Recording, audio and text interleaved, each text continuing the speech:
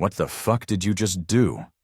The question hangs unspoken in the air, thick and heavy as the cloying scent of orchids and old money.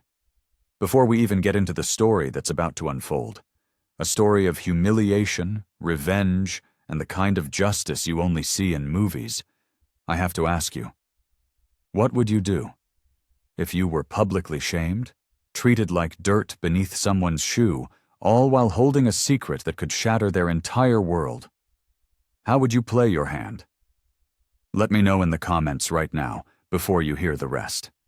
And hey, if you love stories where the arrogant and the entitled get exactly what's coming to them, do me a favor and smash that like button and subscribe. You are not going to want to miss a single second of this. The ballroom is a galaxy of glittering chandeliers and forced smiles, a place where fortunes are flaunted and reputations are quietly assassinated over canapes. Bryce Covington, heir to nothing but his father's cruelty, lets his empty champagne flute dangle from his manicured fingers. A river of crimson, a vintage Bordeaux that costs more than a month's rent, streams down the pristine white chest of the man standing before him. "Somebody call the rental company." Bryce's voice slithers through the sudden hush, loud enough for everyone to hear. "This waiter is going to need a replacement." The universe of the ballroom erupts, not in gasps of horror, but in a symphony of muted chuckles and the predatory gleam of cell phone cameras rising like a tide. Flashes pop, capturing the moment for eternity, for the gossip blogs and the social media feeds where the rich devour their own. The man, the target, stands motionless. Let's call him Liam. For now, he is just a waiter, a nobody. Humiliation burns hotter than the wine stain spreading like a fresh wound across the chest of his rented tuxedo. He can feel hundreds of pairs of eyes on him, not with sympathy, but with the detached curiosity of spectators at a Roman circus. Then, the patriarch appears. Alistair Covington, a man whose tailored suit costs more than a car, strides forward. His movements are slow, deliberate, a predator enjoying the spectacle. His manicured fingers, eerily similar to his son's, extract a crisp, new $100 bill from his wallet. He doesn't hand it to Liam. He tucks it into Liam's breast pocket, a gesture of profound disrespect, then pats his cheek. Not once, but twice. Hard. The kind of pat you give a misbehaving dog. "There's a little something for your trouble." Alistair's voice is a low growl, a velvet-wrapped threat. "Know your place." They have no idea. They couldn't possibly know.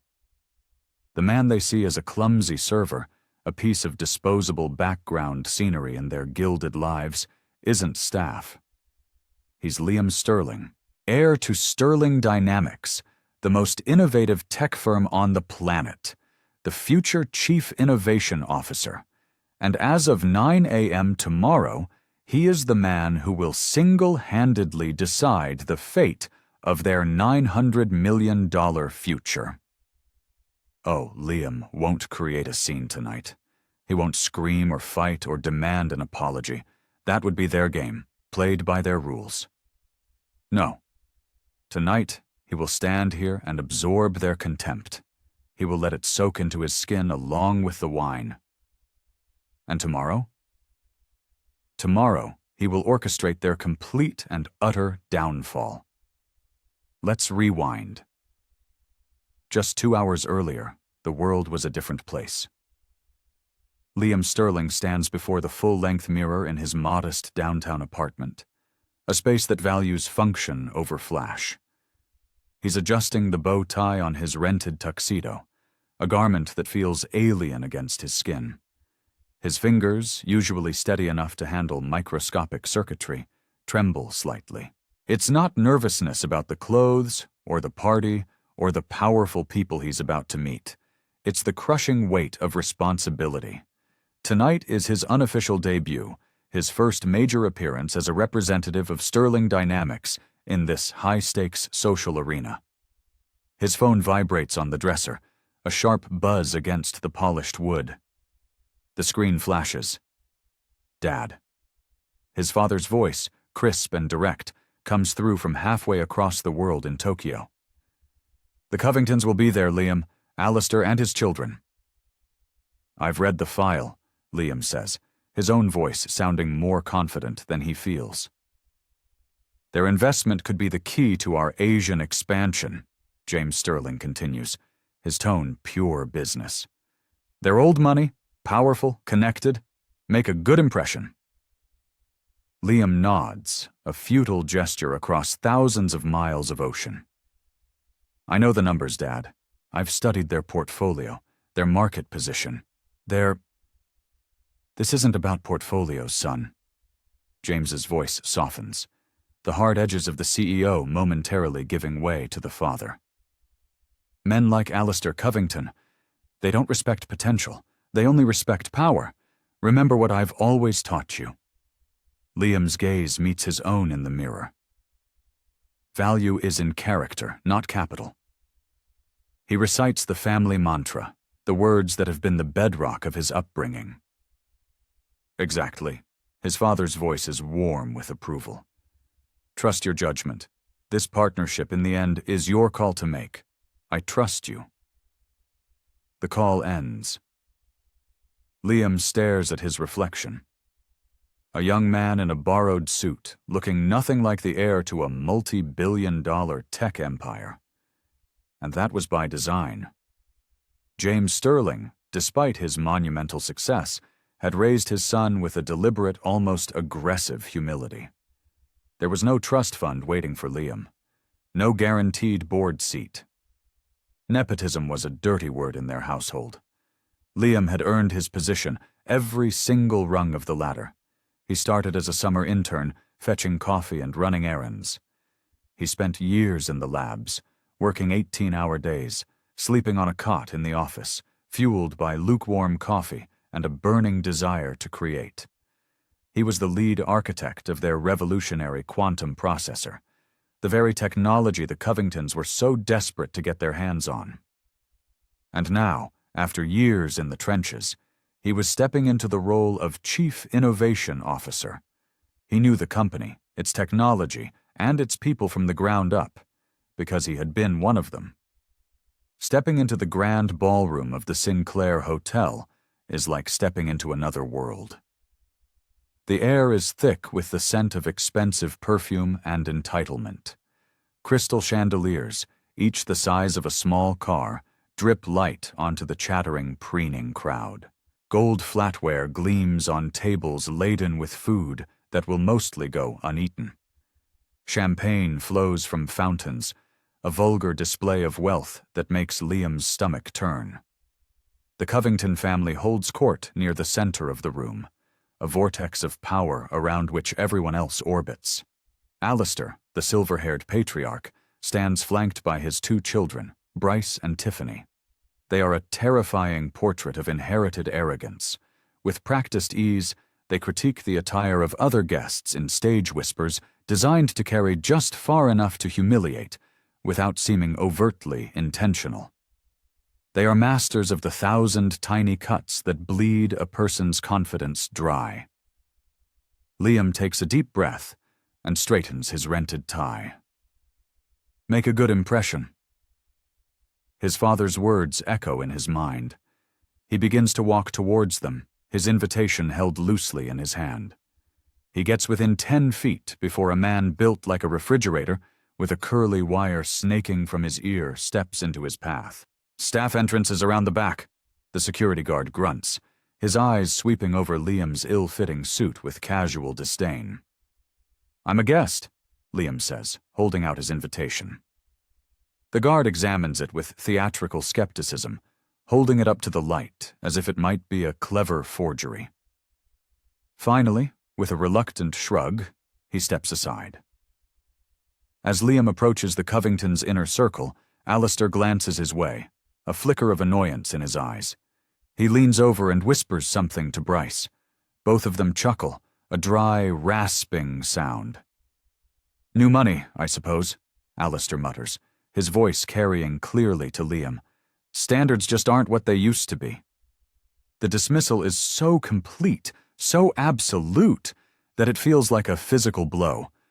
Liam stops in his tracks. He sees the game now. An introduction would be pointless. They have already judged and condemned him based on the cut of his suit and the absence of a familiar family name. So, he retreats, melting back towards the edge of the room. He becomes an observer, a ghost at the feast. From a distance, he watches the Covingtons in their natural habitat. He watches Bryce berate a young, terrified waiter over the temperature of his champagne, reducing the boy to a series of stammered, pathetic apologies. He watches Tiffany, bored and beautiful, accidentally trip a busboy, sending a tray of dirty dishes clattering to the marble floor. She doesn't apologize. She laughs, a tinkling, cruel sound, as the boy scrambles to clean up her mess, his face burning with shame. The staff all move with the same tight smiles and fearful eyes. They are prey animals who have learned the hard way that the predators in this jungle wear tuxedos and evening gowns. The Covingtons mock a nobody tonight, a faceless waiter in a rented suit, completely, blissfully unaware that this nobody will decide their billion-dollar fate tomorrow. This isn't just business anymore. This is personal. The crowd begins to migrate towards a large stage as the gala transitions into its fundraising phase. The supposed cause is children's education, a noble sentiment that serves as a convenient excuse for tonight's grotesque excess. Liam finds a seat near the back, content to remain in the shadows. The auctioneer, a slick former television personality with teeth too white to be real, presents the first items: luxury vacations to private islands, meet and greets with vapid celebrities, exclusive memberships to clubs Liam has never heard of. The bidding is aggressive, a performance of wealth for the benefit of the audience. Liam remains silent until a more modest lot appears on the screen. A weekend getaway to a local vineyard, complete with a private tasting and a tour with the owner. It's a simple, genuine prize amidst the gaudy displays of status. $500, Liam calls out, his voice clear and measured in the cavernous room. It's a reasonable sum for a worthy cause. Bryce Covington, sitting near the front, turns slowly in his seat. His eyes, small and reptilian, narrow as they find Liam in the back. A smirk plays on his lips. 5,000, he counters, his voice dripping with condescension. He doesn't even look at the auctioneer. His challenge is aimed directly at Liam. Liam considers. It's a stupid game, but the money is for charity. 5,500, he calls back. This time Bryce stands up, turning to face the crowd. His champagne flute dangles precariously from his fingers. Perhaps you should stick to items in your price range, he says, his voice booming with theatrical pity. He then turns back to the auctioneer. 50,000. He winks at the crowd. A wave of appreciative titters and sycophantic laughter follows. It's not about the vineyard anymore. It's about public humiliation. It's about putting the little man in his place. The auctioneer, sensing the mood of his wealthy patrons, brings his gavel down with an uncomfortable, unseemly haste. Sold. To Mr. Covington. The next item appears on the screen, and the room stills. The playful atmosphere evaporates, replaced by a palpable tension. The text on the screen reads, First commercial partnership rights for the Sterling Dynamics quantum processor. This isn't a luxury trinket or a weekend away. This is the Holy Grail. This is industry dominance, technological superiority, a license to print money for the next decade. This is the future. Alistair Covington rises slowly, deliberately, every eye in the room fixed on him. He stares directly at Liam, a man he believes to be a waiter, and it feels as though he's issuing a personal challenge across the crowded ballroom. $1 million, he announces, his voice echoing with the absolute certainty of a man who has never been told no. Liam remains perfectly still, his face an unreadable mask. In his pocket, his phone vibrates silently. He doesn't need to look. It's a text he's been expecting. A message from his father. Trust your judgment on partnerships. Your call to make. Remember our values. During a brief intermission, as guests mingle and refill their glasses, Tiffany Covington materializes at Liam's side. She drifts through the crowd like a shark, all grace and hidden teeth. She extends a fresh champagne flute towards him. You work at Sterling Dynamics, right? She asks, her voice a practiced, breathy purr. I thought I recognized you from one of the company newsletters or something. Liam accepts the drink with a quiet nod. Yes, I do. Entry level, I assume. Her smile is a perfect, symmetrical thing, but it doesn't reach her cold, calculating eyes. I lead the processor development team, Liam begins, deciding to offer a small piece of the truth. Tiffany cuts him off with a short, sharp laugh. Oh, that's adorable. Really. We're actually meeting with the Sterling heir tomorrow, the CEO's son. You know, the actual decision-maker. Not staff. She takes a delicate sip of her champagne, her eyes already scanning the room for more important connections, for someone worthy of her time. Well, I should go. It was nice meeting you. Good luck with your little career. Liam manages a polite smile, the expression feeling stiff and unnatural on his face. I hope your meeting goes well. For everyone involved.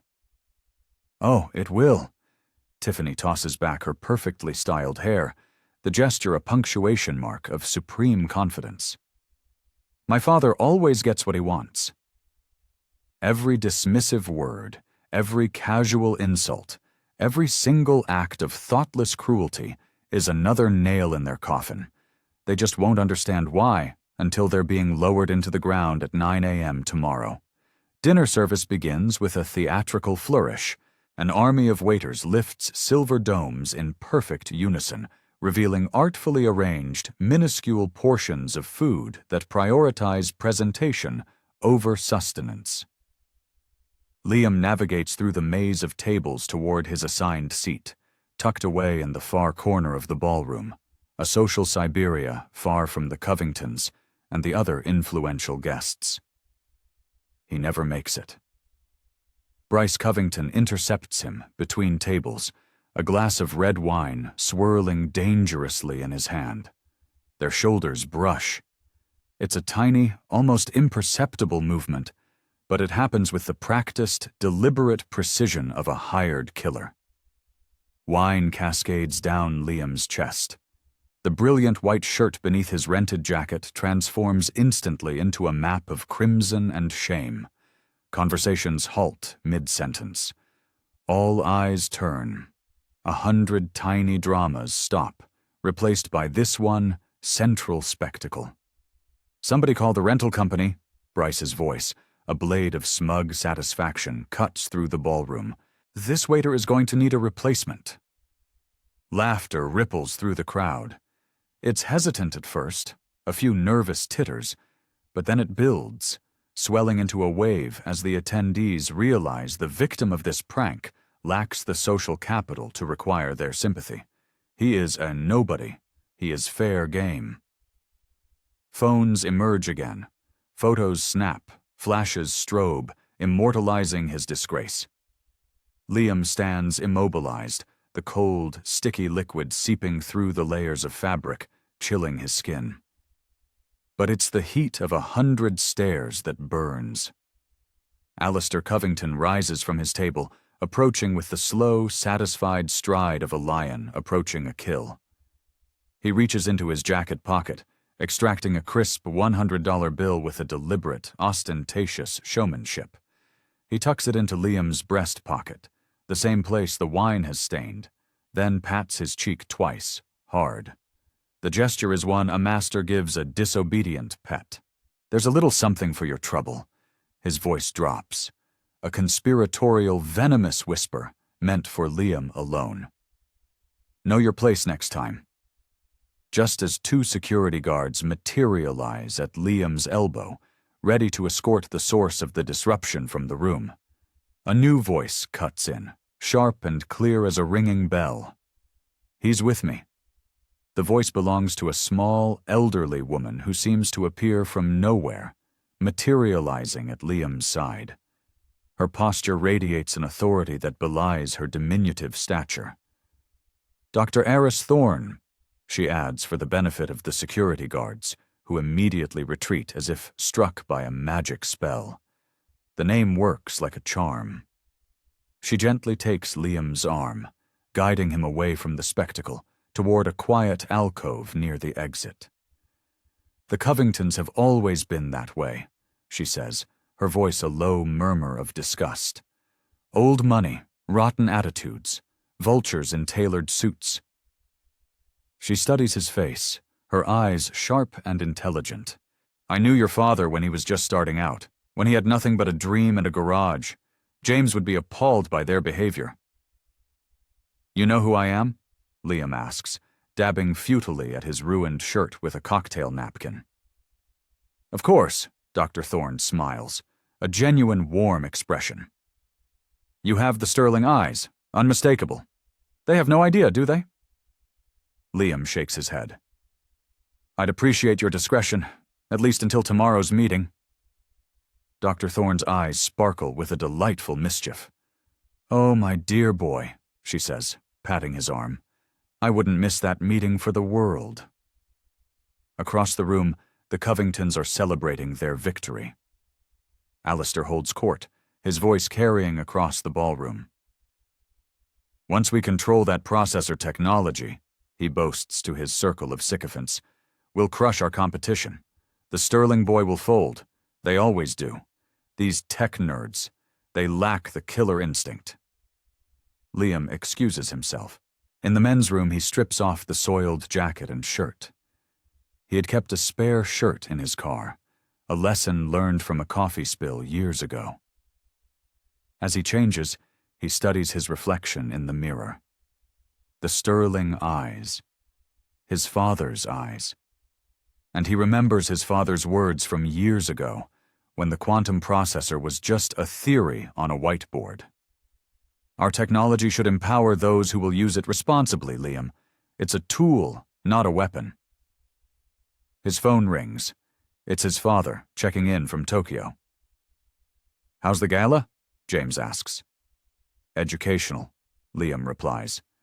He briefly, clinically, recounts the evening's events, from the security guard to the spilled wine, to the $100 tip. There's a long pause on the other end of the line. Liam can picture his father, sitting in his hotel room, looking out over the glittering Tokyo skyline, processing the information. What are you thinking, son? James finally asks. Liam's voice is firm, all trace of the evening's humiliation gone, replaced by a cold, hard resolve. I'm thinking we need to fundamentally reconsider who we partner with. I trust your judgment, his father says simply, the words carrying the weight of a lifetime of faith. You have my full and unconditional support. Wine stains can be cleaned. The true colors of the Covingtons, however, had just been permanently revealed.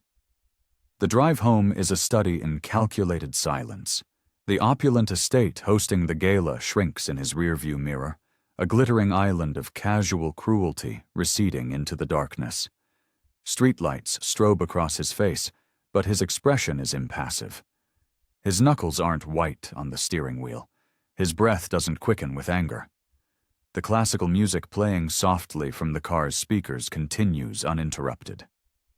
Only his eyes, those unmistakable sterling eyes, betray the complex machinery of consequence now whirring into motion behind them. The humiliation doesn't matter. Not personally. He could endure that. What matters is what it revealed. It was a perfect, uncontrolled experiment. It revealed everything about the Covingtons' character. It revealed how they would treat Sterling Dynamics employees, how they would wield the power of the processor technology his team had spent years of their lives developing. It revealed who they truly are when they believe no one of consequence is watching. His apartment, usually a sanctuary of calm, feels stark and empty after the gala's oppressive opulence. He doesn't bother turning on the lights.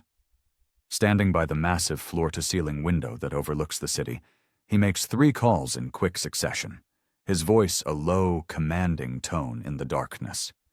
The first is to his executive team, waking them from their sleep.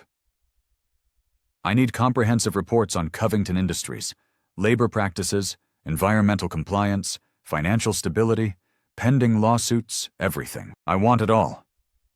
Sir, it's almost midnight, his assistant protests gently. And we have a 9 a.m. meeting that will determine the future of both our companies, Liam counters, his voice leaving no room for argument. I need it now. The encrypted reports begin to flood his inbox within the hour. Liam sits in the dark, the only light coming from his tablet screen. He scrolls through a litany of corporate malfeasance, documented evidence of corners cut on safety protocols, whistleblower lawsuits settled and sealed with ironclad NDAs, a pattern of bullying smaller companies into bankruptcy, former employees alleging a toxic, high-pressure work environment that bordered on abusive. Each swipe of his finger reveals another layer of rot beneath the Covington's polished, respectable facade. His second call is to the head of his legal counsel. Prepare termination clauses for any potential agreement with Covington Industries. I want maximum protection for our intellectual property and our staff. I want them ironclad. Are we expecting problems, sir? The lawyer asks, the sleepiness gone from his voice. I'm ensuring we're prepared for all contingencies, Liam replies. His final call is back to Tokyo. His father listens without interruption, as Liam lays out the details not just of the evening's humiliation, but of the corporate decay he's uncovered in the reports. They showed you who they are, son, James Sterling says when he's finished. Believe them. I do, Liam confirms. Their entire empire is built on a foundation of intimidation and exploitation. As my successor, this is your call, his father reminds him. Whatever you decide, I'll back you completely. Across the city, in a sprawling mansion that oozes dynastic wealth, Alistair Covington gathers his children in his oak-paneled study. Crystal tumblers of scotch clink as he raises a toast to their success. The Sterling Dynamics deal is practically signed, he announces, a triumphant gleam in his eye. Their CEO is off playing the humble visionary in Tokyo, leaving his precious, inexperienced son to handle the final negotiations.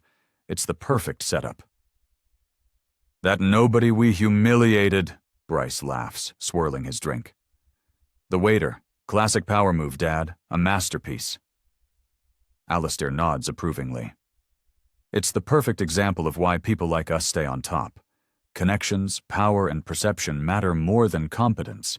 It's about establishing the natural hierarchy.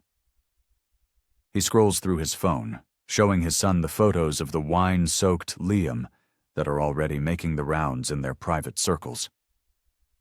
I sent these to our PR team. We'll leak them anonymously after the contract is signed. A little public reminder of who's really in charge. Tiffany sips her scotch, a smug, satisfied smile on her face. Tomorrow we meet the Sterling heir and wrap him around our little finger. Another trophy for the family collection. Back in his downtown apartment, Liam Sterling stands at his window, looking out at the glittering city skyline. The Covington Tower, a monument to arrogance and greed, dominates the view. Inside that building, he knows, thousands of employees live in fear of daily humiliation from people who view power not as a responsibility, but as a weapon. His decision, which had been forming all evening, now crystallizes into a silent, unbreakable vow. The Covingtons will never touch his family's technology. They will never have power over his people. By sunrise, Liam holds all the cards. By sunset, The Covingtons won't even be in the game. Sterling Dynamics headquarters gleams in the morning sun, its soaring, curved glass exterior reflecting the city awakening around it. Liam arrives at 7 a.m., 2 hours before the scheduled meeting. He's not in a rented suit today. He's wearing a bespoke, tailored suit that costs more than his entire wardrobe combined, a silent statement of intent. Today is not about humility. Today is about power. His executive team is already assembled in the main conference room, a space of minimalist design and cutting-edge technology. Coffee steams from porcelain cups. Silver trays of pastries remain untouched.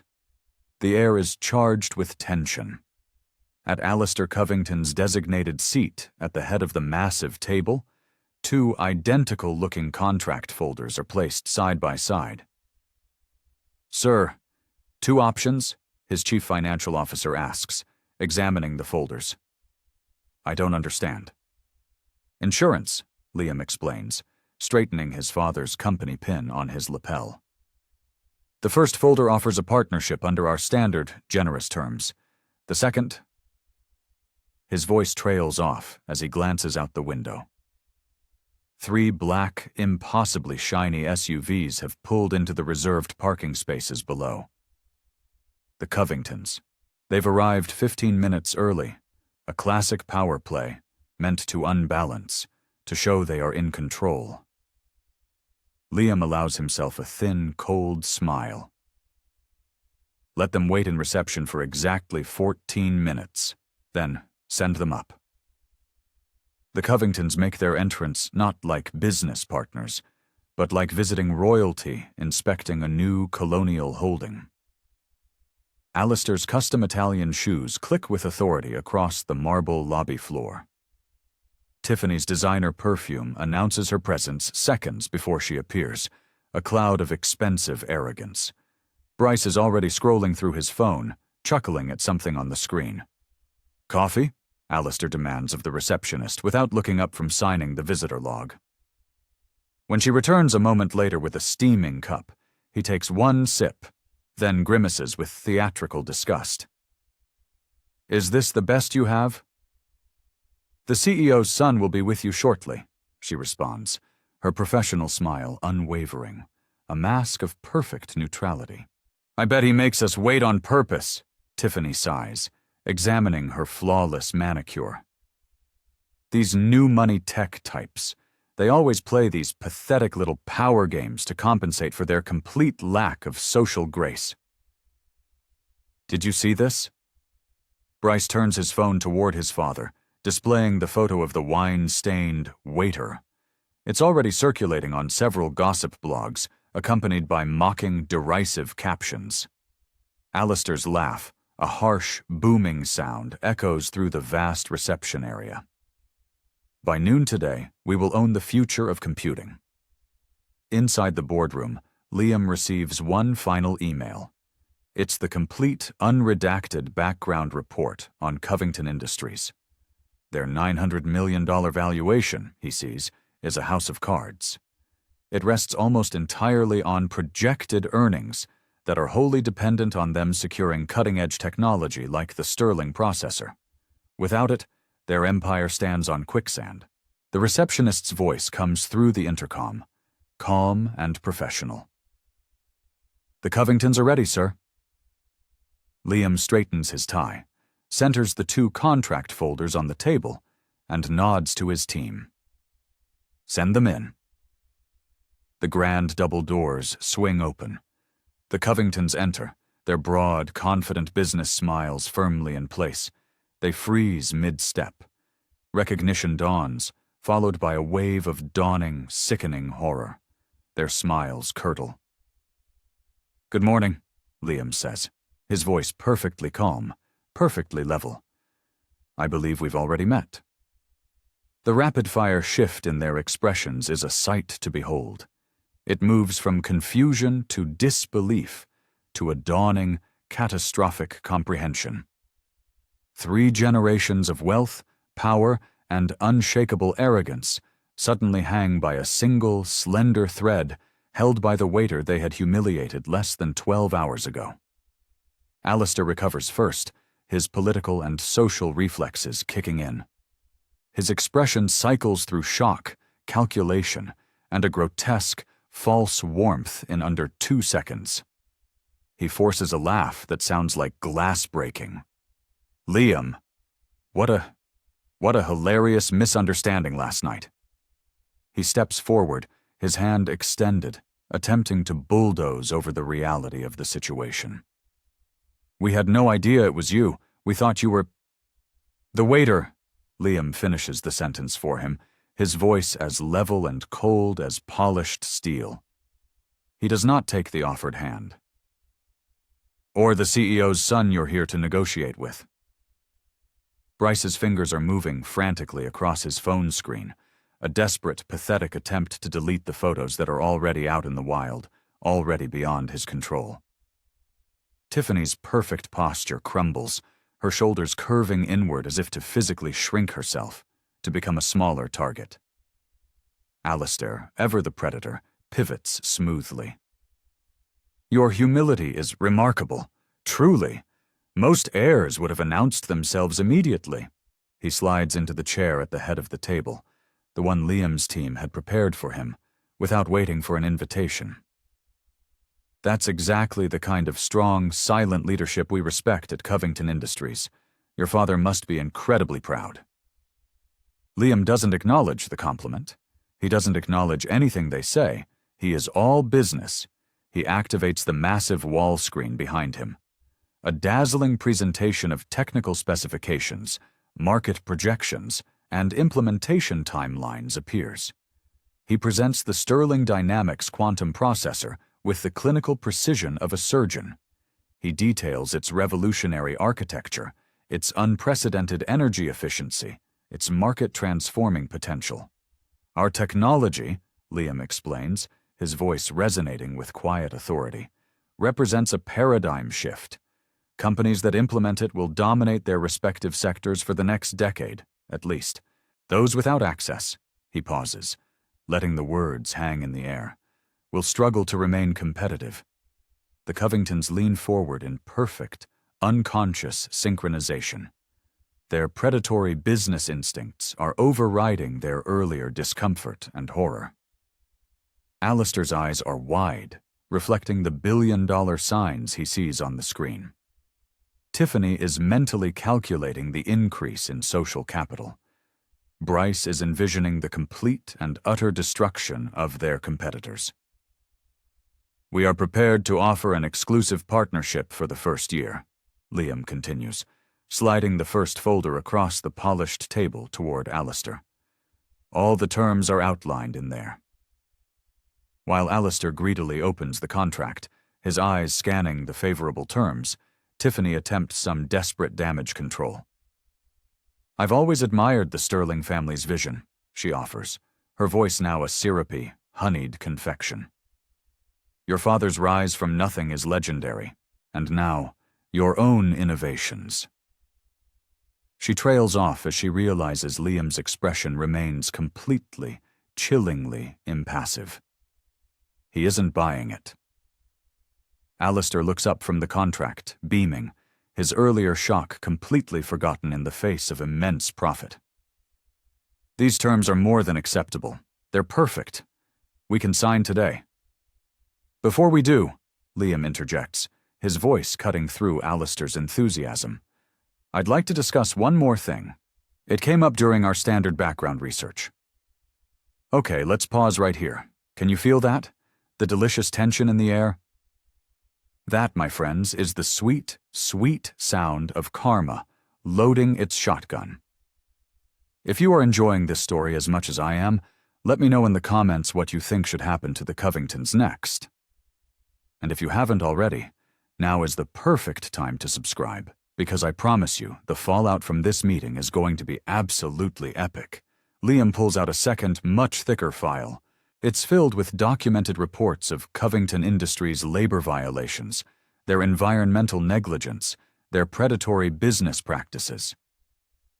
This, he says, his voice dropping slightly, gives me pause. The temperature in the room seems to drop 20 degrees. Alistair's smile hardens, becoming a brittle, angry thing. Industry standard practices, he dismisses with an arrogant wave of his hand. The unfortunate but necessary cost of staying competitive in today's cutthroat market. I understand, Liam replies, his tone deceptively mild. And that information has certainly informed our final decision. He reaches across the table, takes back the first folder with the generous partnership offer, and slides the second one forward to take its place. This is our revised offer. The second contract isn't a partnership offer. It's an extinction-level event disguised in legal language. Alistair snatches it up, his professional mask slipping away with each paragraph he reads. His complexion reddens, a slow, angry tide rising from his starched collar to his hairline. A vein begins to pulse visibly at his temple. This is outrageous, he finally sputters, slamming the contract down on the table. These terms, they would give you direct oversight of our internal operations, mandatory ethics training for all management, a complete restructuring of our board. Those are our conditions for partnership, Liam states, his voice remaining perfectly measured, a stark contrast to the rising tension in the room. My father has reviewed this document and fully supports this position. Tiffany snatches the document from her father, her eyes darting frantically across the text. Her perfectly applied makeup cannot hide the growing panic in her eyes. You can't possibly expect us to agree to this. You're right, Liam agrees, the first genuine confirmation he has offered them all morning. I don't expect you to agree. He leans forward slightly, his eyes locking onto Alistair's. This meeting was never about securing your partnership. It was about informing you that Sterling Dynamics will be partnering exclusively with your 3 largest competitors instead. The words land like a series of physical blows. Harrison's face drains of all color as he rapidly calculates the devastating implications. Without access to Sterling's technology, Covington Industries becomes obsolete overnight. Their inflated stock valuation will collapse, investors will flee, their empire, the product of 3 generations of ruthless ambition, will disintegrate into dust. You're making a terrible mistake. Alistair's voice drops to a threatening whisper. The Covingtons have friends. In every industry, 1 word from us. About what? Liam interrupts, his voice sharp for the first time. About how you treated someone you thought was beneath you? Please, share that story far and wide. Bryce, silent until now, slams his fist against the polished table, his face a mask of impotent rage. This is personal. This is all because of last night. You're destroying a billion-dollar company over a spilled drink. No, Liam corrects him calmly. I'm choosing not to empower people who have demonstrated, in no uncertain terms, exactly how they use power. The spilled drink didn't cause this. It just showed me who you really are. Alistair stands abruptly, his chair scraping loudly against the hardwood floor. He plays his final, desperate card. Raw financial power. Name your price, son. Everyone has one. What will it take to make this go away? His eyes narrow. Or does Daddy need to approve that too? Liam rises slowly to meet him, eye to eye. My father taught me that some things aren't for sale, Mr. Covington. Things like integrity, character, respect. He reaches into his pocket and places Alistair's crisp, folded $100 bill on the table between them. I believe this is yours. I'm returning your tip. He looks past them, to his security team waiting by the door. The meeting is over. The Covingtons came to acquire a technology. They failed to recognize that the most dangerous innovation in the room was something else entirely. Principled power.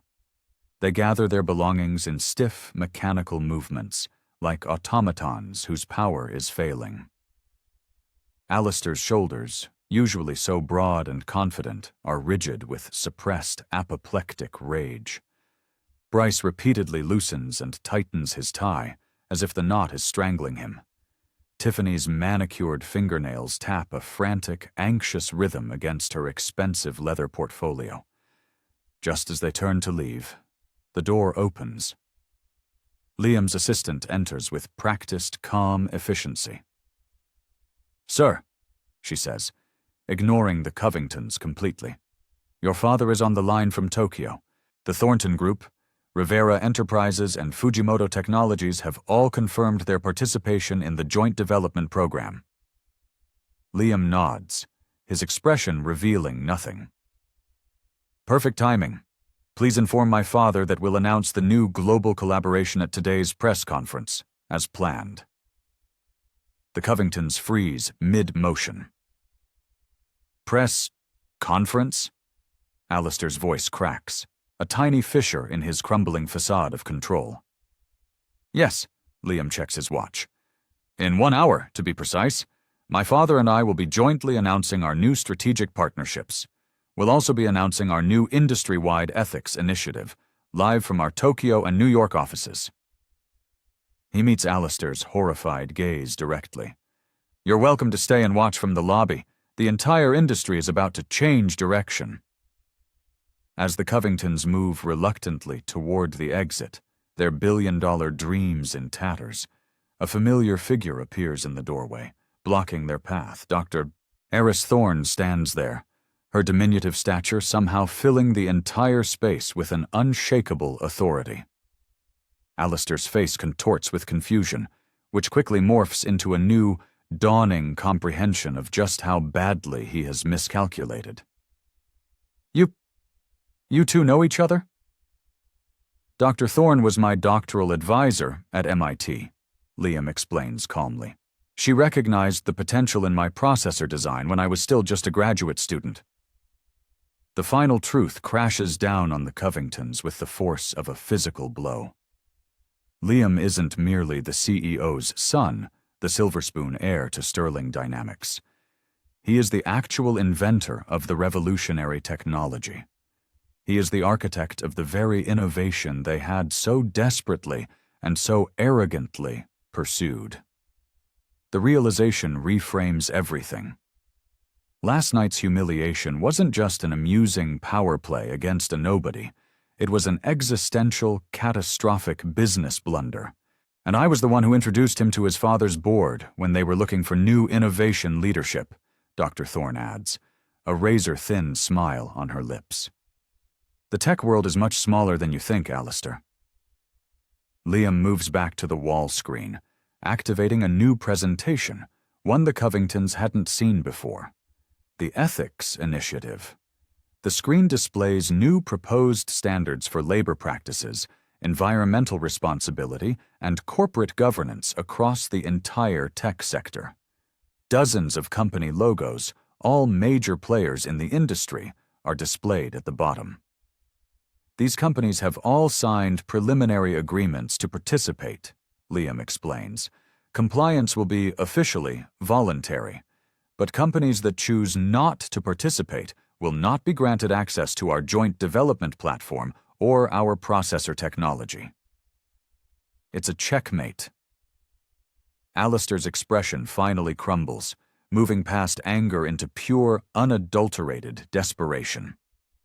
This isn't just about losing a contract anymore.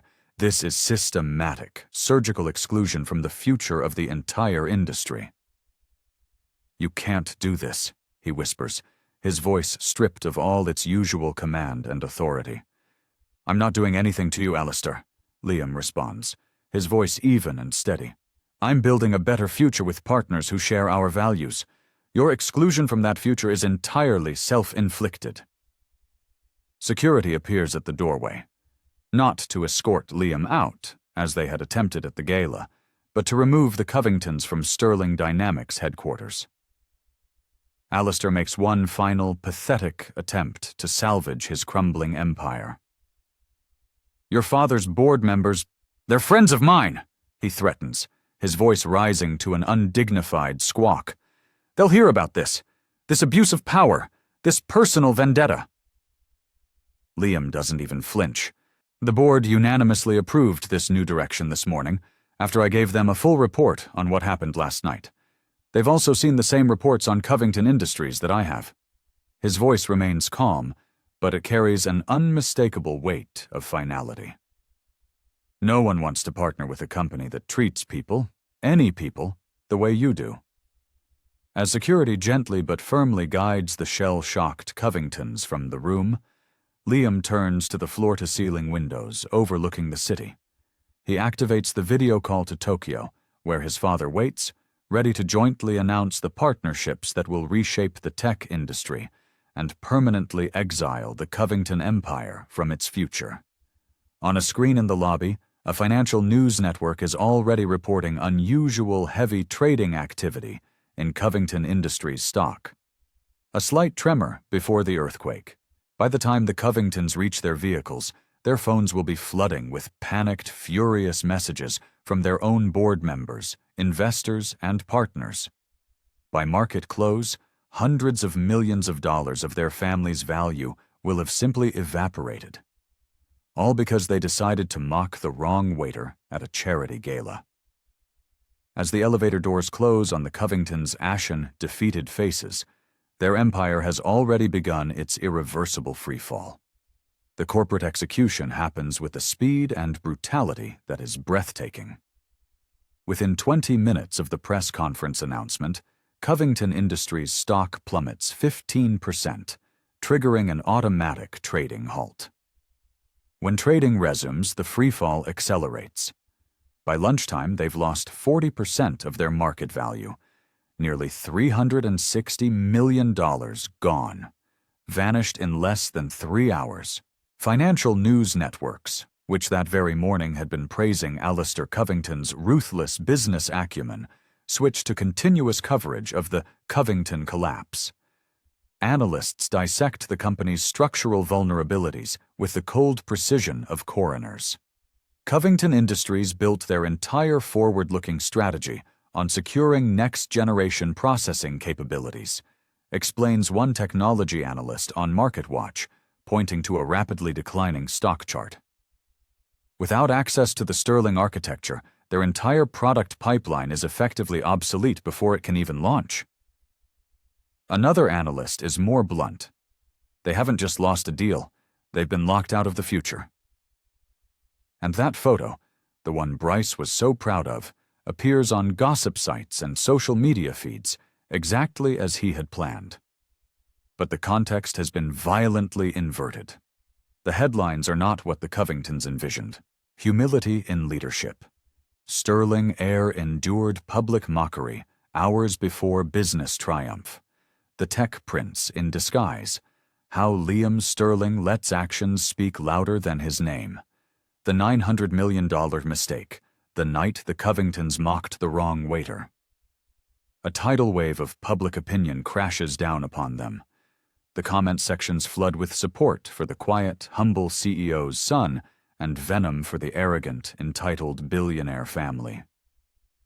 The narrative writes itself, a perfect morality tale for the digital age about judging people by their character, not by their clothes. At Covington headquarters, chaos reigns. Alistair barricades himself in his office, blinds drawn, refusing all calls except those from furious board members and panicked major investors, all of whom are demanding the same explanations he doesn't have. How did he misread the situation so catastrophically?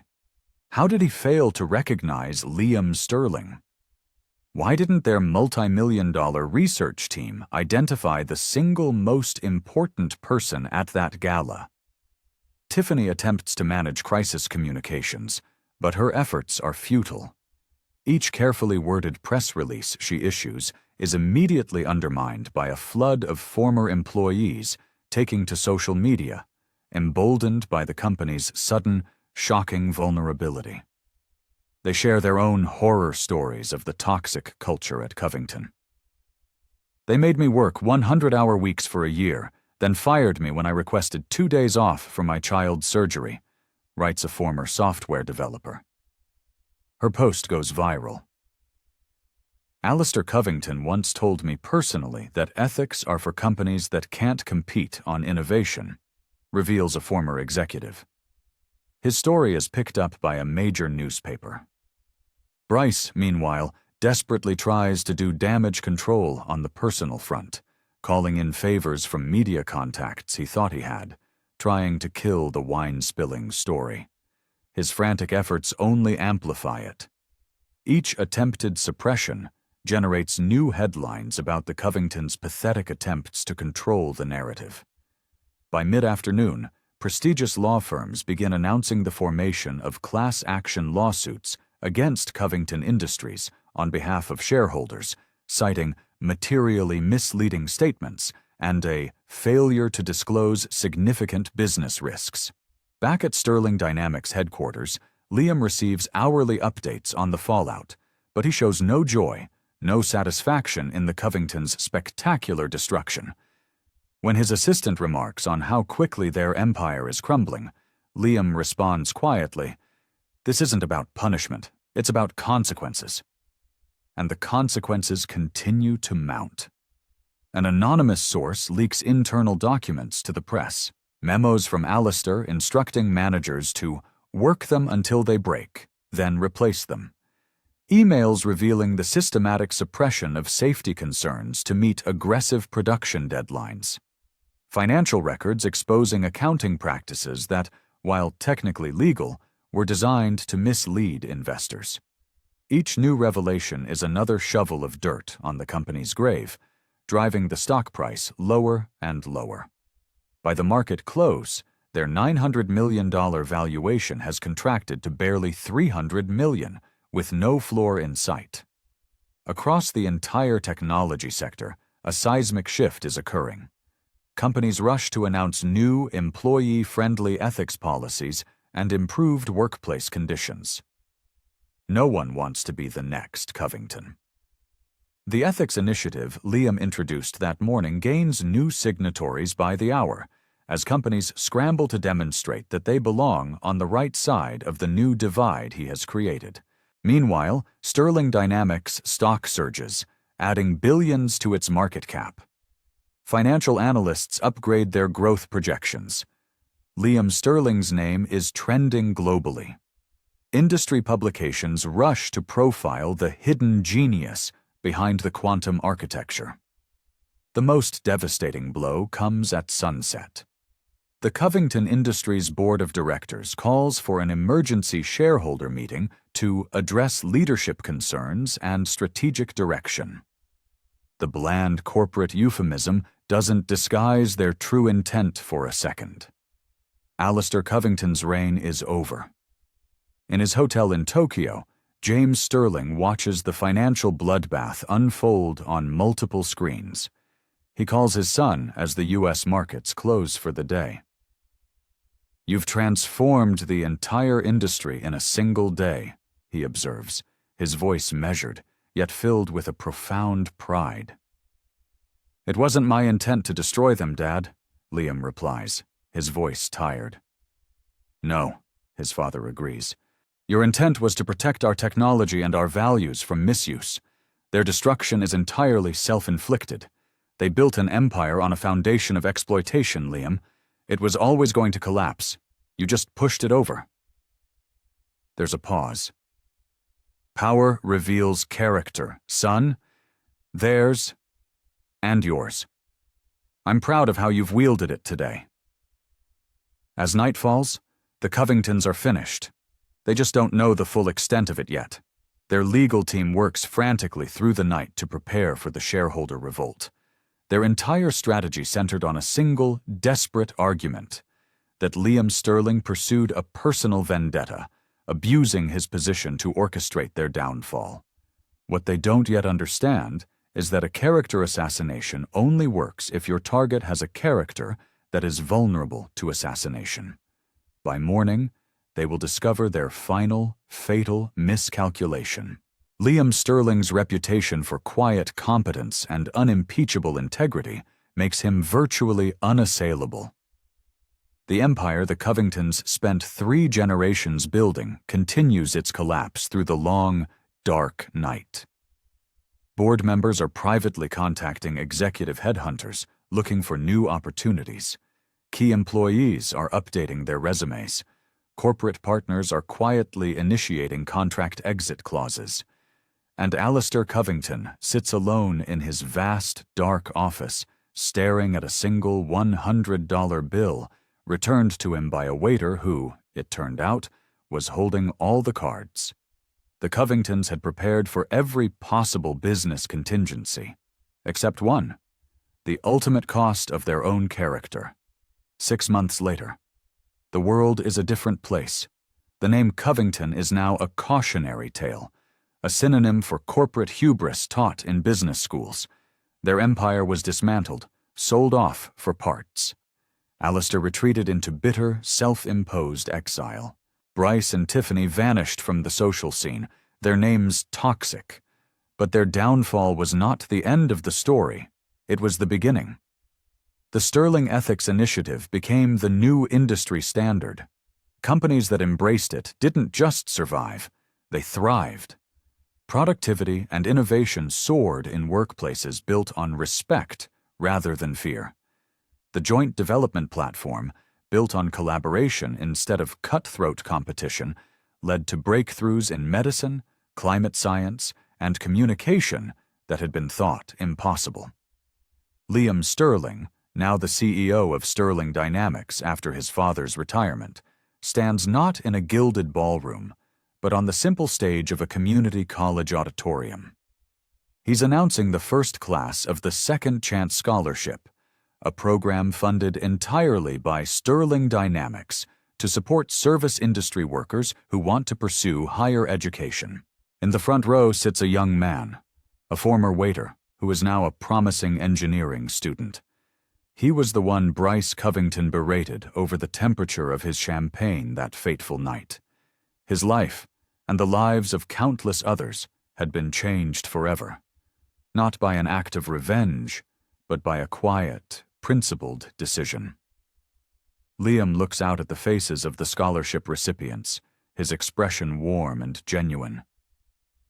"My father taught me that true value is measured not in capital, but in character," he says, his voice echoing in the quiet auditorium. "And true power isn't about controlling others. It's about elevating everyone around you. The strongest leaders don't create more followers. They create more leaders." Later that day, as he walks back to his office, he passes a newsstand. A business magazine has him and his father on the cover. The headline reads, "The Sterling Legacy: How Father and Son Changed Tech Culture Forever." He doesn't stop to buy a copy. The true measure of his success isn't on a magazine cover or in a stock price. It's in the thriving, ethical workplaces that have become the norm. It's in the scholarship students building futures that once seemed impossible. It's in the fundamental shift from technology as a weapon of market dominance to technology as a tool for human advancement. As he enters his office, his phone buzzes with a text from his father. It's simple, just 5 words. "Character builds empires. Cruelty destroys them." Liam smiles. The lesson wasn't new. His father had taught it to him through example his entire life. The difference was that now an entire industry had learned it too. Not through a sermon, but through a consequence. And that's how you change the world. Not with a shout, but with a quiet, unbreakable resolve. What do you think is the biggest lesson from Liam's story? Let me know your thoughts down below. If this story resonated with you, please do 3 things for me. Like it, share it with someone who needs to be reminded that true power comes from character, and subscribe to this channel for more stories that don't just entertain, but empower. Because every single one of us, in our own way, has the power to demand better. Not just for ourselves, but for everyone around us. Thanks for watching.